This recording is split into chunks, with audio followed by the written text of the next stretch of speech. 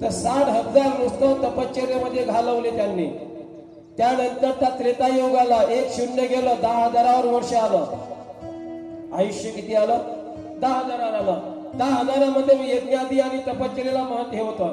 त्यानंतर 1-0 पुन्हा गेलं. त्यानंतर द्वापार युगाला, द्वापार युगामध्ये 1000 वर्ष आयुष्य होतं माणसाला. आणि त्यामधलं सुद्धा 1-0 जाऊन 100वर आलं, नाही का? मग 100वर आल्यानंतर आता त्यामध्ये 1-0 जर गेलं तर किती राहील?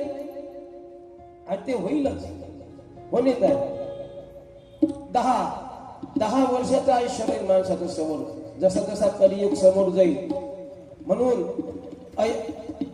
सकाळच्या सत्रामध्ये आपण ते अल्प आयुष्य मानव देव हे प्रमाण दिलं होतं. तर यामध्ये तुमचं आयुष्य कमी आहे,